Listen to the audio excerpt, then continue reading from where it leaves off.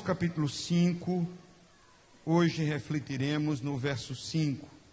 Podemos falar juntos? Bem-aventurados. Mais forte.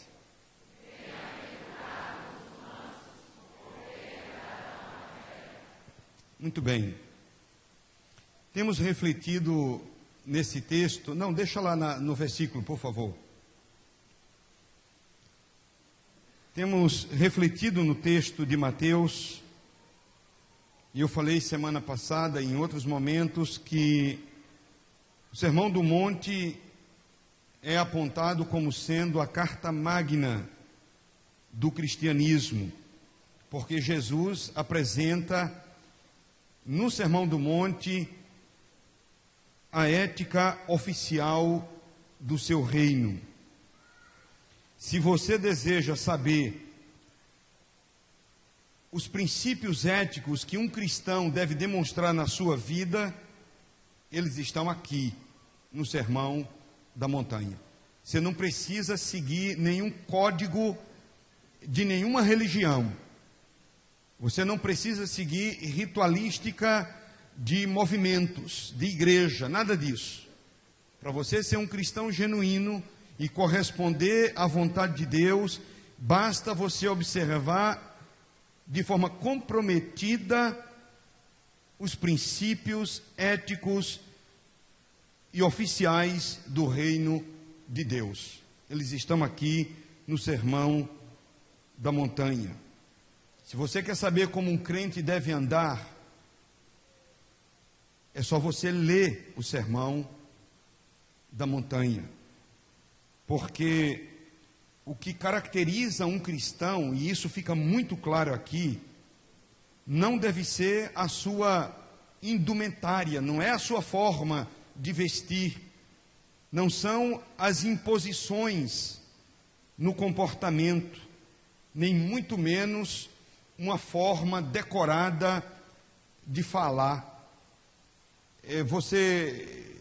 Logo quando eu me converti, eu comecei a observar isso. As pessoas entram na igreja e elas começam a aprender uma fraseologia e acham que ser crente é assim, já não chama o irmão de irmão, nem é o varão. O varão. Eu lembro que alguém estava pregando no culto evangelístico na feira de Queimadas, lá na Paraíba, Aurélio, e falando sobre o varão de Deus. E um senhor do meu lado me perguntou, disse, o que diabo é isso? Porque não dá para entender, usa-se uma linguagem que não comunica muitas vezes. Ser crente, ser um cristão, não é aprender esse tipo de coisa. Entendeu? Não é ser o guerreiro, não é ser o varão, não é nada disso. É aprender os princípios que Jesus ensina aqui. O que caracteriza um cristão é o caráter que Jesus nos ensina, nos mostra nos capítulos 5, 6 e 7 do Evangelho de Mateus. Aprenda o que Jesus ensina e você será um cristão genuíno, um cristão de primeira qualidade. Observe que, na medida que nós refletimos no texto de Mateus, nós vamos observar uma progressão no ensino. O ensino ele vai se tornando mais duro. Há uma progressão óbvia. Cada bem-aventurança sugere a próxima. Nós estudamos os versos de 1 a 3, quando Jesus disse, bem-aventurados os pobres de espírito. E aí nós aprendemos que ser pobre de espírito é ter a condição de se apresentar diante de Deus despido do mérito pessoal. É deixando de lado algum valor, alguma coisa pessoal nos quais possamos nos apoiar para exigir ou requerer algum benefício de Deus. Ser pobre de espírito é se desnudar é deixar de lado possíveis méritos para se apresentar diante de Deus como um pobre, como um necessitado, um desvalido da sua graça. Aí ele diz em seguida: bem-aventurados os que choram, porque aqueles que aprenderam a se apresentar diante de Deus como um pobre desvalido, que não tem mérito diante dele, esse vai ter maior consciência dos seus pecados e se tornará capaz de chorar por eles. Porque aqui, e eu mencionei isso semana passada, não é o indivíduo que, olhando para a morte da formiguinha, vai chorar por conta disso. Não é gente que chora sem motivo, é gente que aprendeu a olhar para dentro de si e se percebe desvalido diante de Deus e entra em desespero e é capaz de chorar a sua dor, a dor do seu pecado e o pecado dos outros. Mas agora ele diz: bem-aventurados os mansos, porque herdarão a terra. A terceira bem-aventurança, e essa é a terceira, vai tratar da postura que eu devo ter na relação com as pessoas. As primeiras duas bem-aventuranças tratam da minha postura diante de Deus. Essa terceira também vai tratar da minha postura diante de Deus, mas igualmente da minha postura diante das pessoas. Uma coisa é eu aprender de Deus e ser instruído por Ele, e outra coisa é eu ser confrontado por alguém igual a mim e ser capaz de aprender com essa pessoa. Bem-aventurados os mansos, eles herdarão a terra. Quais são as lições que nós podemos extrair desse texto? Cada vez que estudo esse sermão da montanha, fico mais convicto de que o sermão da montanha é um resumo de um ensino mais amplo, mais aprofundado, que Jesus apresentou ao seu público. E eu sugiro que nós, olhando para essa expressão, façamos 3 perguntas básicas ao próprio texto, para assim extrairmos as lições propostas aqui. Primeiro, qual o sentido da palavra manso? Eu só aprenderei a lição do texto se eu de fato compreender o sentido da palavra manso. O rótulo desta bem-aventurança é um que todos nós certamente gostaríamos de dispensar, porque ser manso não é uma palavra propriamente muito expressiva na nossa língua, no nosso idioma, no português. Porque muito facilmente nós associamos manso a um ser vil, sem expressão.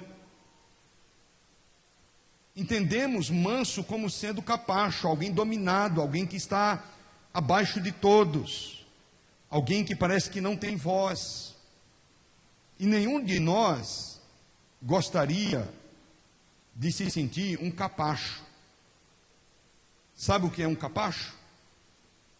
É um tapete de sisal.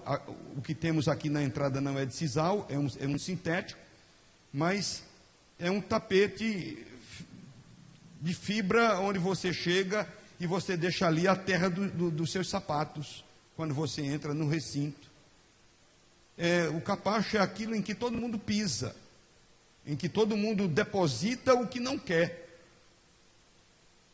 Isso é o capaz. Nós não queremos nos sentir assim. Nenhum de nós desejamos ser tratado como do tipo Maria vai com as outras. Já conhece essa expressão?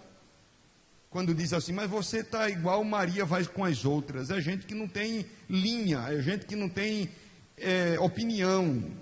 Toda a influência ele é arrastado. Ser manso não parece uma proposta muito atraente para os nossos dias. Mas se desejamos conhecer o que a Bíblia nos ensina, nós precisamos saber o que é que significa essa palavra, porque, via de regra, nós lidamos com esses conceitos a partir dessa expressão, pelo menos no nosso tempo. Agora entenda que essa palavra, aqui traduzida por manso, ela não foi pronunciada na década passada. Ela tem pelo menos 2000 anos, pelo menos 20 séculos, e foram pronunciadas numa outra língua e numa outra cultura totalmente diferente. E nós não podemos simplesmente pegar agora a palavra manso e dar a ela a interpretação que circula nos nossos dias, no nosso tempo, com o conceito que todos nós temos pelo menos a ideia. Não faremos isso. Desse modo nós adulteraremos a Bíblia. Quando Jesus disse, bem-aventurados os mansos, Jesus estava falando de algo muito forte, com um significado extremamente profundo. E por isso nós precisamos entender. Precisamos lembrar que quando Jesus disse, aprendei de mim, que sou manso e humilde de coração, ao mesmo tempo que ele disse que era manso e humilde de coração, não lhe faltou vigor para derrubar, virar a mesa dos cambistas que faziam da casa de Deus um negócio espúrio. Quando Jesus disse que era manso e humilde de coração, ele teve coragem de expulsar os cambistas debaixo do chicote. E ele está dizendo que é manso e humilde de coração. Você já pensou você ter um pastor assim? E quando você pisasse na bola, o chicote descesse no seu lombo? Ninguém queria, ninguém quer, nem eu. Nem eu. Mesmo ele dizendo que era manso e humilde de coração, ele não lhe faltou audácia, coragem e ousadia para enfrentar uma religião institucionalizada, com duros discursos, conforme você e eu podemos ler no capítulo 23 do Evangelho de Mateus. Ele olha para os escribas e para os fariseus e chama de raça de víbora. E ele ainda diz que é manso e humilde de coração. Jesus declarou-se manso, mas não era tolo. Não era alguém que estava de braços cruzados esperando que as coisas acontecessem. Jesus declarou-se manso, mas era um homem sábio, era um homem enérgico, dinâmico e duro, muitas vezes. No capítulo 6 do Evangelho de João, quando a galera se reúne apenas por interesse de matar a fome, de comer pão, Jesus percebe. E Jesus intensifica a dureza do discurso ali no capítulo 6 de João. E muitos começam a deixá-lo. Os discípulos observam. E Jesus não vai fazer a média com os discípulos. Jesus chama os discípulos e diz a Pedro: quereis vós também me abandonar? E Pedro responde: Senhor, para quem iremos nós, se tu tens as palavras de vida eterna? E aí vamos entender que as palavras de vida eterna são palavras que também confrontam e tratam a nossa vida. Foi isso que ele fez. Mas ele diz ser manso. E aí eu vou aprender aqui, querido, que ser manso não é ser indolente. Ser manso não é ser um moleirão. Jesus não foi um indolente, nem um preguiçoso. Jesus foi manso. Então não podemos confundir mansidão com gentileza. Gentileza é educação, é atitude, é comportamento aprendido. Afinal, o que é ser manso? A palavra grega empregada por Jesus para dizer bem-aventurados os mansos é a expressão grega praos. Praos. E essa expressão, esse termo, era usado dentro de um contexto. Era usado quando alguém pegava um animal selvagem, um cavalo, por exemplo, que nunca fora montado, laçava e trazia para o curral. E adestrava aquele animal. Adestrava ao ponto de colocar naquele animal os arreios e depois poder montar. E com as rédeas nas mãos, dirigia aquele animal segundo a vontade daquele que estava montando. Quando esse animal, Donaciano, saía do estado de animal chucro, como diz lá no Mato Grosso do Sul, ou bruto, para a condição de um animal adestrado, capaz de receber a direção daquele que segura as suas rédeas e dirige-o para onde quer, para onde queira, dizia-se que aquele animal era um animal praos, um animal manso. O manso é aquele que, sendo domesticado, adestrado, aceita as rédeas para ser dirigido e se submete à vontade daquele que dirige. E aí nós vamos aprender o que de fato Jesus está ensinando.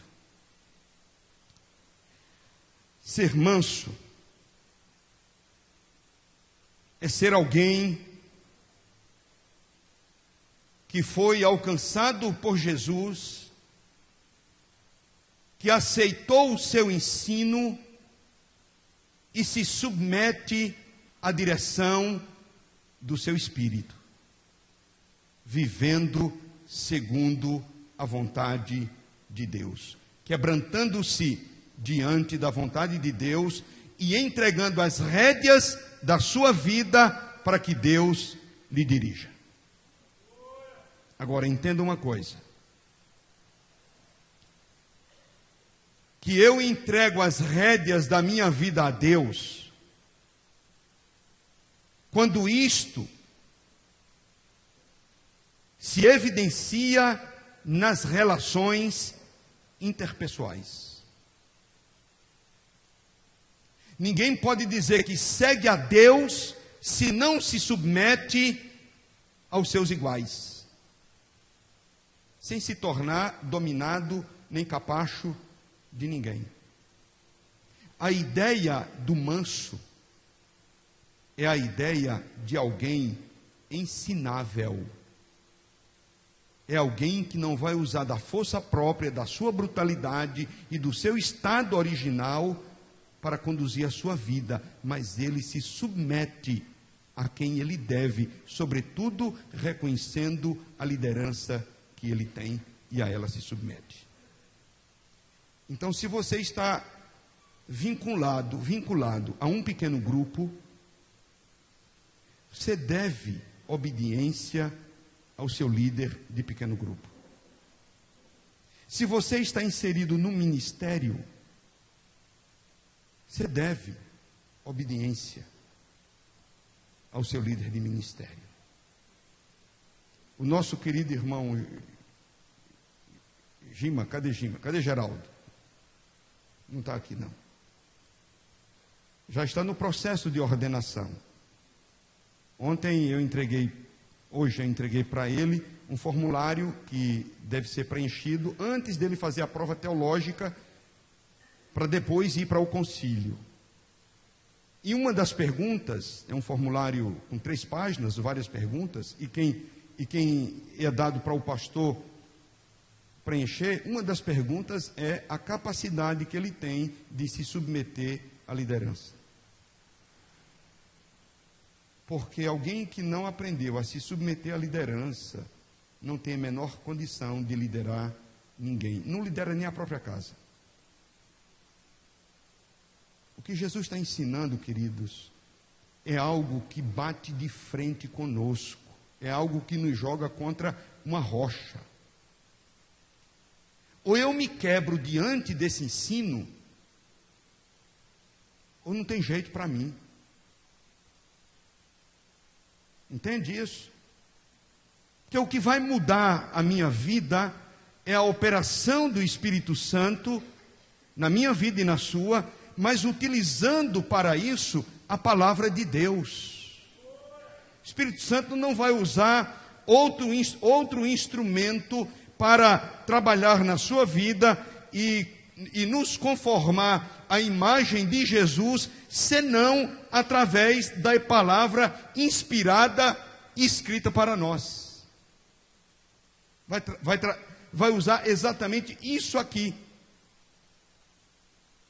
E o que Jesus está dizendo é: bem-aventurados esses que, vindo de uma condição de brutalidade, de ignorância quanto a Deus, de insubmissão a tudo, eles aprenderam que na caminhada com Jesus o tom é diferente.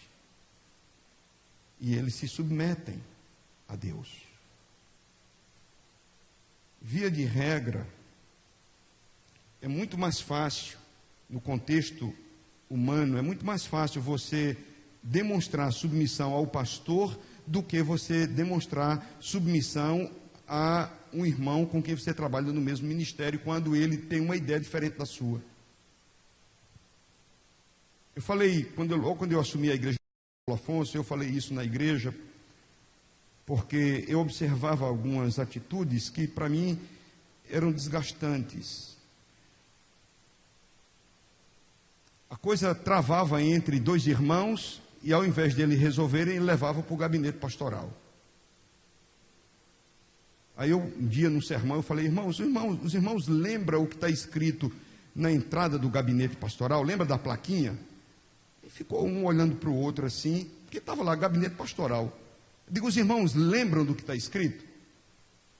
Ficaram assim, até que alguém disse: não, está escrito gabinete pastoral. Pois é, leia sempre gabinete pastoral e não delegacia pastoral. Porque na delegacia faz-se denúncias. No gabinete, você busca ajuda para você, não é para denunciar o outro. E a minha tônica é essa. Então, até que você tenha tratado com alguém, você não deve trazer para mim, que eu não vou resolver seu problema. A Bíblia diz: se tem alguma coisa contra entre ti e teu irmão, vai falar para o pastor, não é isso? Não, vai ter com ele. Porque quem é manso ouve. Quem é manso se deixa tratar. A nossa espiritualidade é testada a todo tempo. Se você quer saber se é manso, você saberá na relação com a sua mulher, com os seus filhos, com pessoas do mesmo nível que você na igreja ou na sociedade, no trabalho. É quando você tem um cargo de chefia na Caixa Econômica, viu, Celcinho? E aí vem um caixa, alguém numa posição menor e vai dizer, mas o senhor está errado. E aí você ouve. E se você estiver errado, você admite. O manso, ele não tem que aparecer, não é aqui no momento da liturgia. A sua mansidão, que é espiritualidade, porque se você ler em Gálatas capítulo 5, vai mostrar que uma das características do fruto do Espírito é mansidão. É mansidão. Se Deus estiver operando e Ele está na sua vida, e se você se comprometer com o ensino de Jesus, você será manso, você será capaz de aprender, você será qualificado como alguém ensinável. Alguém em cuja vida Deus atua e Deus dirige para a glória dEle. Essa é a ética do reino. Bem-aventurados, não os moleirões, não os apáticos, bem-aventurados aqueles que se permitem ensinar por Deus e evidenciam isto na relação com as pessoas. Qual é o comportamento do manso? É a segunda pergunta. Jesus aqui está citando o Salmo 37, quando ele diz, bem-aventurados os mansos, porque eles herdarão a terra. Salmo 37, verso 9, diz assim, porque os malfeitores serão exterminados, mas os que esperam no Senhor herdarão a terra. Pois dentro de pouco tempo o ímpio não mais existirá. Olharás para onde ele mora, mas ele não estará ali. Mas os mansos herdarão a terra e se deleitarão na plenitude da paz. Ele está aqui fazendo uma síntese do Salmo 37, versos 9 e 11. E qualificando o seu ensino para os seus discípulos e mostrando que a ética do reino é essa. Muitos dos ensinos de Jesus foram baseados nos salmos.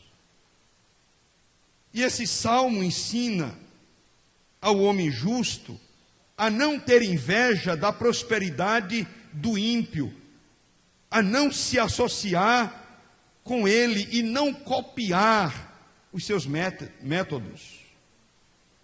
Sabendo que o ímpio passa. O ímpio é aquele que não se curva a Deus, é aquele que ignora a Deus. Mas o manso, ele vai herdar a terra. E o manso, no Salmo 37, ele é apresentado como alguém que confia no Senhor. É alguém cujo coração está depositado nas mãos de Deus. É alguém que, por confiar, espera nele. Então, o comportamento meu e seu, enquanto manso, é esperar nas ações de Deus e nos quebrantarmos diante dele todos os dias. Todos os dias temos coisas a aprender. O manso é aquele que foi domesticado e agora o seu comportamento é de alguém ensinável. É alguém que não é aquele que se arroga que sabe tudo. Alguém que acha que sabe tudo, não aprendeu nada. O manso aprende sempre, porque ele confia no Senhor. Terceira pergunta: qual é o privilégio do manso? Dos mansos. Qual o privilégio desses? O texto diz: bem-aventurados os mansos. Por quê? Porque eles herdarão a terra. Que terra? A Palestina?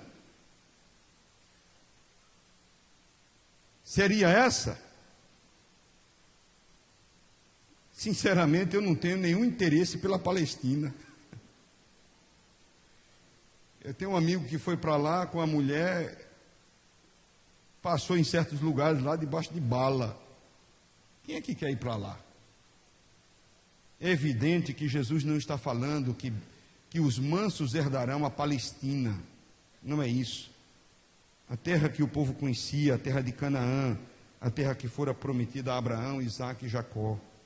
Quando Jesus disse, bem-aventurados os mansos, porque eles herdarão a terra, suas palavras soaram muito agradável aos ouvidos do seu auditório, do público que estava ali diante dele. E de fato, era realmente uma terra com a qual o povo tinha uma relação existencial. Os judeus são um povo com uma consciência étnica de pertencimento, alguém que tem identidade, um povo que quer estar junto, um povo que tem liga. O judeu é assim, ele é e ele se identifica, e ele quer estar com o outro que também o é, com muita consciência da sua localização e com uma consciência profunda da vontade de Deus diante de tudo isso. Mas, quando Jesus está falando aqui, bem-aventurados os mansos, porque eles herdarão a terra, Jesus está dizendo que os mansos herdarão a bênção do Senhor. A terra era sinal, era algo palpável, mensurável, da promessa e da bondade de Deus. Usufruir da terra prometida era usufruir da bênção de Deus. Então, muito mais do que um pedaço de chão, muito mais do que um quadrante onde ele podia pisar e habitar, muito mais do que o tangível, o palpável, era o fato de que eles estavam herdando aquilo que vinha do coração de Deus como resposta de bondade e de graça. Então, o que Jesus está ensinando aqui, bem-aventurados os mansos. O benefício não é a terra, o benefício é a promessa, é a bondade que alcança aqueles que decidem viver submissos à vontade de Deus. Aonde quer que você esteja, se você for alguém que na sua vida você vive sob esses princípios, a bênção de Deus estará sobre sua vida. Jesus não está fazendo uma promessa aqui, que vamos, seja manso, aprenda e você vai ganhar o céu. Não, o céu não é dado como recompensa por essas coisas, não. O céu é uma garantia para quem entregou a vida a Ele. Você entregou a vida a Ele, você tem o céu. Você se rendeu e se quebrantou diante de Jesus, você tem passaporte carimbado para o céu. A bênção é algo transitório. A terra era temporária, era algo para ser usufruído aqui. A bênção é sinônimo, a terra é sinônimo da bênção de Deus sobre a vida daqueles que aprendem todos os dias com Ele, com o espírito quebrantado, com um coração ensinável. Temos uma canção que fala sobre, tem uma canção que diz que eu não preciso correr atrás de bênção, né? Elas vão me alcançar. Não tem essa canção? Vamos, se atentamente ouvir a Deus. Quer que eu toque?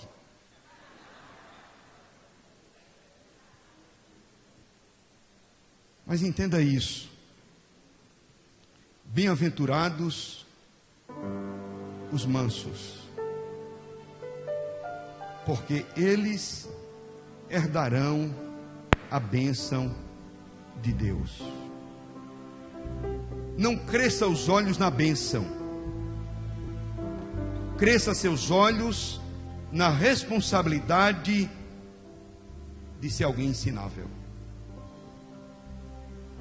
de alguém que aprende com Deus, de alguém que aprende com pessoas, de alguém que se submete a Deus e por isso se submete também a pessoas, não como alguém dominado. Você não tem que viver para satisfazer a vontade de pessoas, você tem que viver para satisfazer a vontade de Deus.